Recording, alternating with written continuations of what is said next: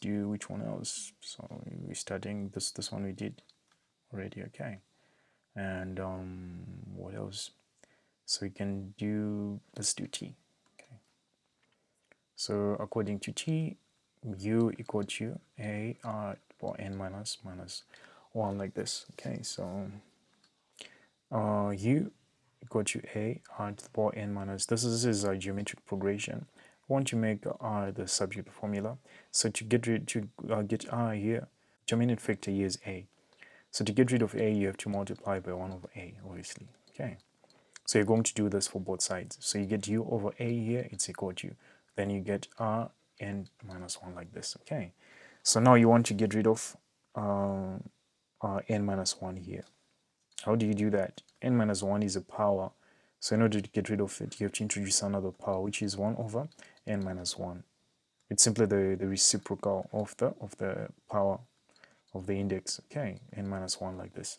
So here, this one's not cancel. Okay, so you'd actually get r equal to, then you'd get, let me change back my, so you get r equal to, then you get u over a to the power 1 over n minus 1. Okay, like this. So this one you can also write it as r equal to, remember we said when we have a fraction like this, what you do is that the power is the numerator, so we're not going to put any power here because the power is simply 1, so any number at the power 1, it's simply that number, so we don't put, and then this one, the denominator, it becomes the root. Okay, so the root factor, so the root factor is n minus 1 the root of what, of u over a would be our solution here. Okay, so that's it, and you didn't have to change this in any way. Okay, so you didn't have to write this as r to the power n divided by r, because you'd be creating more r's there. Remember, the essence of this operation is so that we isolate r. Okay, so this is how you'd go about it, and I don't see any other way. Okay, so that's it. Let's cover which one else. So let's try, which one is simpler here? Let's try this one. Okay, so we have sum to infinity equal to a over, this is for a geometric progression. Okay, the sum of an infinite number of terms. So here we want to make, is it r the subject formula? Okay, I think it's a. Yeah, I think we wanted to indicate that a, but a is quite simple, so let's do it for r. Okay, so to do it for r, we should first multiply.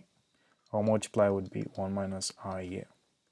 So 1 minus r. If you're multiplying by train, you can actually safeguard yourself from mistakes by just using brackets. Okay, so by using brackets here, you'd realize that s infinity here, this horizontal h, it means infinity. Okay, by, it's actually multiplying by 1 minus r here, by just putting this train in some brackets. Okay, it helps you figure out that. And what you do is it's equal to a here. So if you wanted to make a the subject of the formula, then this would have been the best way to go about it. But you want to make r the subject of the formula. How do you do it? So in the same breath, remember we are all about combining steps. So in the same breath, you could have just divided by, so you'd multiply by this over this, by this over this. Okay, that way you'd get rid of two terms in the same step. Okay, you'd be able to realize that 1 minus, you'd get 1 minus, so here you'd get 1 minus r equal to, then a over sum to infinity. Okay, so here you want r, so r is equal to, we are putting r to the side, so we are also in the same breath putting this one to the side here, so it's equal to 1 minus a over sum to infinity. Okay, so this one would be your answer. Okay, so if you want, you can take in an extra step and combine this. If you combine them, then you're supposed to get s to infinity minus a over sum to infinity again. But then this is not really required. This one is as much a formula as this one. Okay, it's workable. You can use it in substitution anyhow. So that's it. So we're left with, which one are we left with? Oh, this too. Yeah, so we want to make this one is simpler. So let's do this. So O says t squared equal to 4 pi squared over gm. Yeah. Okay, r cubed. So this is the period squared. Okay. G is the gravitational constant, m is the mass usually of a planet, and then this r here, it's the radius, the separation, and what else? Yeah, that's it. The separation from the center of mass. Okay. To the object. I think it's for the pendulum. I'm not really sure. I should double check that. But essentially, we can actually use that method that we talked about. I think this question really illustrates why it's very important. So the method is we get rid of as many terms as possible in a single step. So you want to get rid of, you remember you want to rescue r here because that's the important term, and then you want to rescue r. So the way that you do it is get rid of gm first. Okay, so you're also going to get rid of 4 pi squared here. The reason we are getting rid of 4 pi squared this way is that it's a numerator, so the denominator gets rid of it. So whatever we do on the left hand side, we should also do on the right hand side. Okay. So let me correct this. So it'd be 4 pi squared like this. And what you're going to have is these ones, they're going to cancel. These ones, they're going to cancel. So we simply get r cubed equal to, now we get g m t squared over 4 pi squared like this, which is good. Then to get r here, now we take the cube root of both sides. Okay, so cube root. So what do we get? We get r equal to the cube root of g m t squared over 4 pi squared, and that's it.